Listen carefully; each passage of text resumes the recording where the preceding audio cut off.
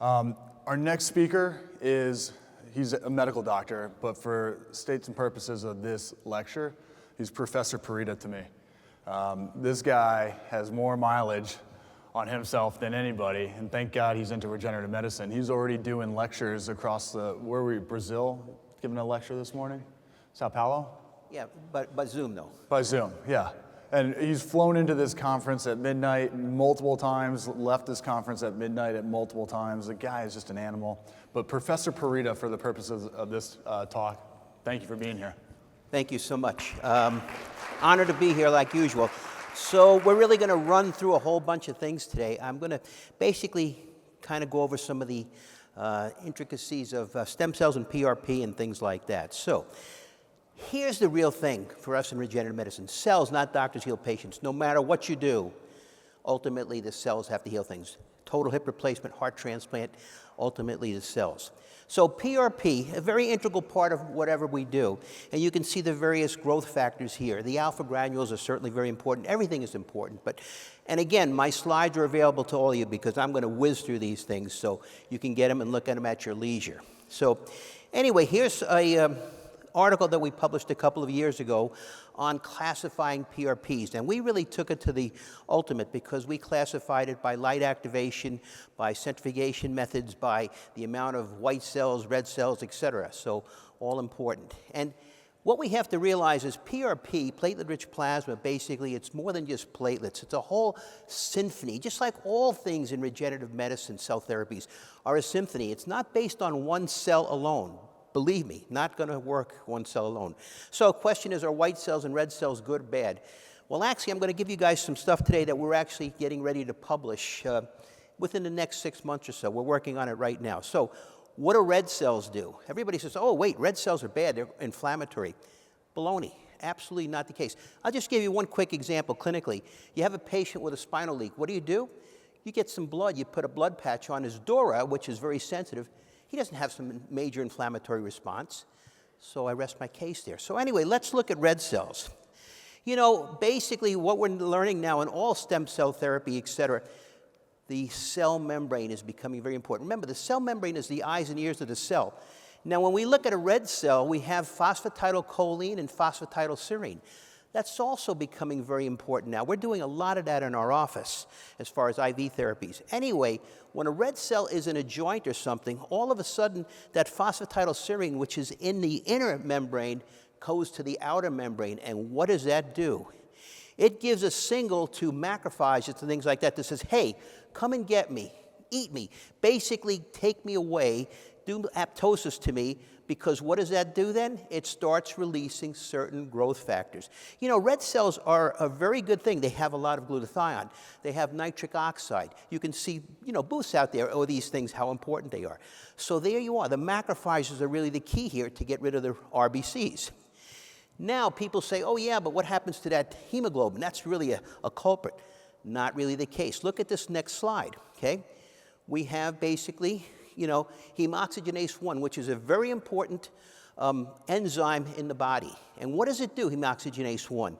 Well, it breaks down the hemoglobin, and what does it do? It makes biliverdin, which is a very potent antioxidant. It makes ferritin, which is another potent antioxidant, and it makes carbon monoxide. We can't survive without carbon monoxide. Now, remember the hormesis effect. Too high a concentration, you're going to have a problem. But that very good concentration is going to be very important. So it's a very important gaseous signaling molecule, just like nitric oxide, just like hydrogen sulfide. All right, so what effect do the white cells have? Well, a very important thing. They have a priming signal. But here's really a great article right here. Basically, when white cells are primed and activated, they cause an inflammation because that's how a bacteria or something like that's going to, you know, activate them. But when we're doing regenerative medicine, we're putting these in there. They're primed but not activated. And look at the difference. You get an anti-inflammatory effect rather than an inflammatory effect. You get basically some of our buddies, interleukin-1 antagonist, interleukin-10, things like that. So very important aspects of these things. Now, normal platelets basically are just part of the whole picture. But look at this now between and PRP. You have leukocyte-rich and leukocyte-poor. Look at all the green. That's all leukocyte-rich. Look at the tremendous increase in growth factors. Why would you ever use leukocyte PUR? It makes no sense. I never, in all my days, and 20-something years, never used leukocyte PUR. There's no reason to. It doesn't work. Okay. So what other things may increase our PRP efficiency? 4 degrees centigrade, it's a magic number in biologics. Okay, you'll see I'm going to mention some other things. Also, you have a 25% platelet plasma concentration. That's important also. We'll get into that also. TGF-beta, keep that in mind. We're going to talk a little more about that shortly. Now, why does aging make a difference in platelet efficiency? Well, because there's a lot of things here. You know, things that Bill was mentioning, you know, senescence, you know, loss of mitochondrial function, things like that. All these things come into play.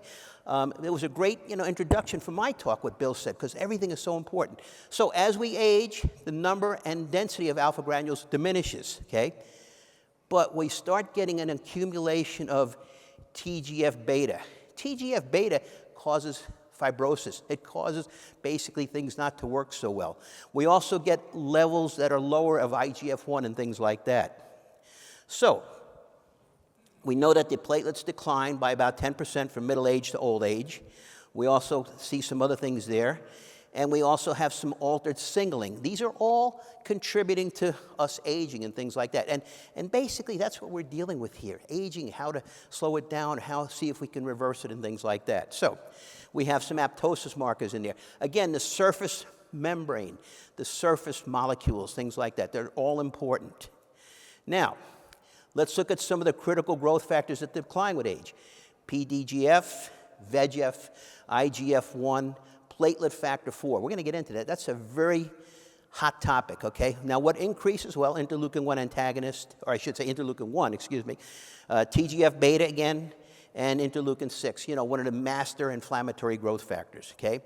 Now, as we get older, that TGF-beta level increases. It inhibits proliferation and differentiation, okay? So what we might do in someone who's a little older, maybe use a little less plasma, because that really accumulates a lot of the TGF-beta. This is why there's a lot of move now for therapeutic plasmapheresis. Let's take out a liter of your plasma and chuck it away and maybe replace it with some albumin as you get older, because that's basically full of TGF-beta. So now you see some of the ideas there. Now, GDF-11 declines with aging. And GDF-11 we think is the real thing as far as being a very important anti-aging, if there is such a thing, molecule in the body. All right, so basically, we can see here also platelet factor 4. What does it do? Well, it can, you know, inhibit coagulation. It promotes healing, anti-angiogenic effect, binds certain chemokines, and antimicrobial effect. Now, basically, if you know, some people would tell me, oh, you know, he's an older person. Why don't I just use double the amount of PRP? Well, double the amount of PRP is not going to work because, again, you're going to get higher levels of TGF-beta. So that's why it's not the solution. There are some tricks that we can do, though, and we'll get into that. One of the things that TGF-beta does is it gets bound by heparin. I've always used heparin in my PRPs. I was using, you know, other things, but heparin is my go-to thing. Heparin will bind that TGF-beta and basically make it not really that functional. So now I have something where I can diminish the amount of something that's going to cause fibrosis. A good clinical thing. A lot of basic science, but a lot of practicality in the real world. So there you go. Now, how about a platelet fibrin versus a PRP? Okay, platelet fibrin is another thing that we're starting to use more and more, where basically we don't use any anticoagulants whatsoever. We can look into something called a clot master. That's something that basically we're just taking whole blood, putting it in a glass vial, and lo and behold, we get a platelet-rich fibrin product. This is actually something that we published, I don't know, it was about 2 or 3 years ago, I guess it was. And then platelet lysate. That's one of my go-to things also. Platelet lysate is important for any IV cellular therapy. I'm working on it with one of our other speakers here, Joe Cleaver. We've got some interesting things that we're going to talk about using platelet lysate. We think that that's really a go-to thing. Anyway, that's what we are here for platelet fibrin versus PRP. Let's see what we have here now. This is basically also something that's very important that's coming into being. I think Joe's going to talk about it tomorrow. Clethoprotein. very important anti-aging compound. That's probably found in our platelet lysate, and we have some things that may stimulate it more in the platelet lysate. Okay, so basically you can see the relationship there. Again, I'm trying to run through these things so we can get through everything here, and you can see here how the platelet factor 4 and clethoprotein kind of come together. Platelet factor 4 is found in platelet lysate. Now you start seeing what's happening here. Okay, exosomes. Now, you know, we talk about exosomes mainly from stem cells, but the largest concentration of exosomes in the body are from platelets. So keep that in mind. That's why sometimes you don't want to just, you know, throw some of these things away, because you're throwing away a lot of good things. All right, and basically we can see certain things here that the platelets will do. All right, now, just wanted to, well, before we get into stem cells, remember that stem cells don't really require much energy. They're quiescent. So they basically get by with glycolysis. But when they start to differentiate, there you go. Then they need oxidative phosphorylation. They need more ATP. So that's why, you know, you want to keep your stem cells in a very low oxygen concentration. So anyway, let's move on. Cell senescence, I think Joe's going to talk about that tomorrow. Bill talked about it already. Very important. These cells no longer function. But again, we're looking at the cell membranes now. And phosphatidylcholine. Basically, we think that that may help with cell senescence, because we think a lot of this has to do with the cell membrane being basically a problem and causing the senescence of these cells, okay? Also, I'm working on some spinal cord injuries in Brazil, and we found that giving these people senolytic agents and other things seems to make our functions a lot better, our results. So that's an important thing, and I'm giving you basically one of the articles here on that, okay? And here's another thing, you know, low back pain and basically intervertebral disc degeneration. Senolytic agents, dasatinib and quercetin, seem to make a difference. I've used it down in Brazil, not used it too much in the States because I haven't really done that many bad discs in the States itself. I do a lot of facets and things like that. Okay, so basically what are the autologous cells that we use? Here's a good listing of them here. One of my favorites is the VSEL, very small embryonic-like stem cell. Now, when we talk about cells, we need to talk a little bit about Yamanaka factors. These are basically the footprints of embryonic stem cells. They're basically transcription factors. They give the cells direction and the genes direction as to what to do. Now, here's something, again, one of my favorite cells, VSEL, very small embryonic-like stem cell. Bill was talking about telomerase. Guess what? These cells make telomerase. They're in each and every one of us. But they're basically like an emergency stem cell supply. And we've been using these cells for years with very interesting results, to say the least, okay? You can see it here. This is an article by one of my good friends, Dr. Bill Paspalaris from Melbourne, Australia. And he's basically been using these cells for years also. So basically, here's some of the characteristics of these cells. Thought to probably be an early CD133, non-tumorigenic, and basically they have to be activated by 4 degrees centigrade. Again, that 4 degrees centigrade. And they also need low oxygen, like most stem cells do. Okay, good article from, I think, 2 years ago or so about how these cells are really going to come into being. And we have the knowledge and the techniques of how to make these cells work well, so we can tell you that. Interestingly, immunosenescence. What does this do? It basically increases the telomere length of the cells of the immune system. Just what Bell was talking about. And nothing is more important than your immune system. That protects you from all the bad things. And we're actually reversing it with this article. It shows you that. So that's why I like this so much. One of the go-to things that we do with these cells is we use a little bit of parathyroid in a special mixture that we've had made for us. We put it on an iontophoresis patch, and that seems to basically make our results work better. And basically, parathyroid hormone is one of your go-to things in all stem cell therapies because it increases stem cell output from the marrow and things like that. So a very important thing. Now, MSCs. Dr. Bill was talking about this earlier, and basically I call them the Navy SEALs of the stem cell world. You know, they get put in a very hostile area, probably not going to survive, but they get the area secured for the other cells. So they're parasites. Now, one thing I want to say about MSCs, allogenic MSCs are not immune privileged. They're immune evasive. You potentially are going to have a patient going to get an allergic reaction. I've seen a couple of patients in my office, not that I've done, but they came to me. We did some treatments on them because they had some big problems. Okay, so basically another concept that's very important is the concept that most MSCs and other stem cells have to really undergo apoptosis to really help with tissue regeneration. This is a new concept that I think is going to really be a solid part of and a pillar of our therapy. You can see this is from, I think, just last month, 2024, April, how, mesenchymal stem cells help with apoptosis regulation, and apoptosis is so important. I think this is one of the landmark articles. It gives you a reason why the effects of MSC can last for years. The MSCs are not going to last that long. You give them IV-wise, they're not going to last that long. They're not going to last for months and years, but their effects are, for sure, okay? And this is one of the reasons. Basically, they get converted by monocytes into basically Treg cells. Those are our buddies, the Treg cells. They will do all kinds of wonderful things. They certainly reduce inflammation. They're super immune modulators and things like that. So that's what's so important about that. So keep that in mind. This is what's happening eventually. They become Treg cells. And it was mentioned earlier today how stem cells and the immune system are so important.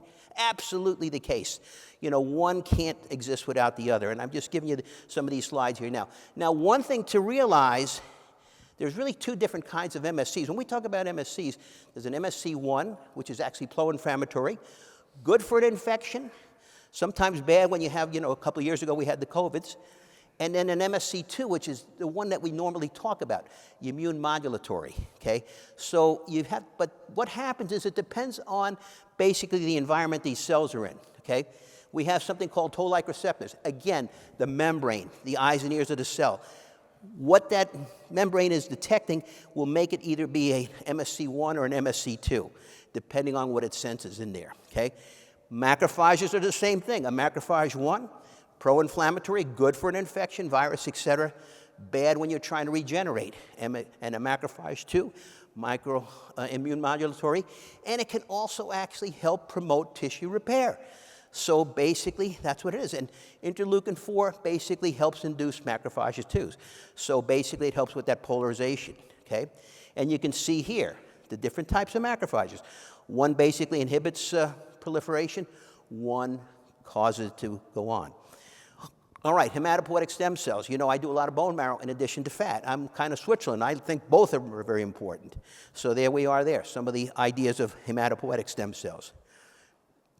And you can see some of the, basically took some literature on the various types. Now, when we go into adipose tissue, you've got to realize, it was kind of mentioned a little earlier today, but there's a difference between an obese patient and a lean patient in the quality of the cells. This is why I was talking about some of the things before. You have MSC1s, MSC2s, macrophage 1s, macrophage 2s. That obese patient's going to have the inflammatory cells. The lean person's going to have the opposite. We know if we can sometimes give interleukin-10 and a little IGF-1, that may cause the polarization to go the opposite way. So that's an important concept clinically, okay? I mean, this is not just some esoteric thing. This is so important. It's going to give you better results, and that's why. Bone marrow, basically, we lose local anesthesia only. We have a very specific way. This is another article I published a few years ago, how we classify it. Basically, you take little aliquots. You don't want to take more than about 3 or 4 cc's from one spot. Otherwise, you're just going to basically be getting whole blood. You might as well just get it from a vein. And here's a comparison of the total number of stem cells. Again, each bone marrow and fat have their apices, their values. Basically, when you centrifuge, you lose things. And that's why I'm not a big believer in just centrifugation alone, but a hybrid. You do both, okay? And this is what we can get for some of the things of centrifugation. So I use a hybrid bone marrow. And this is just showing you some of the things of PRP versus BMAC. BMAC basically is better than PRP. A little more invasive, but it's not really that bad a deal, so to speak. Okay? Hypoxia, hypoxia, hypoxia. Very important for your stem cells. They don't like basically high concentrations of oxygen. Okay? Bone marrow PO2 is 20, 30, something like that. Not very hard. Hypoxia is very important in our field, believe me. Now, one way of doing hypoxia is blood flow restriction, where you put these certain cuffs on. Look at the differences here. You can see here when you do a blood flow restriction, low intensity exercise, it's actually better than some guy who's doing high intensity exercise. More growth factors, more myostatin blockers, et cetera, et cetera. So important. Hyperbaric oxygen, very important. You know, it's basically the principle of nitric oxide. I'm sure Nathan's going to talk about that, and it's so important. That's the real key. It increases stem cell output. Also, what we've learned from hyperbaric oxygen from the Israelis, if you do air brakes with it, increases telomere length again, the immunosenescence. Okay, and basically I'm going to kind of finish up with this, why certain joints do better than others. Again, it's based on, you know, pretty esoteric science, but yet it's very practical. Because what we found is it's something to do with an abundance of a microRNA that blocks a messenger RNA. And basically what it does is it helps with collagen formation. So you can see here. And again, very important aspect. And the last, I've got, I guess, 5 seconds, photomodulation, which I'm going to talk about tomorrow. We're going to actually introduce something tomorrow that's absolutely brand new, what we call EPAT, extracorporeal photoactivation therapy. But more than happy to talk to you. And I'm out of time, I guess. And thank you so much. Bye now.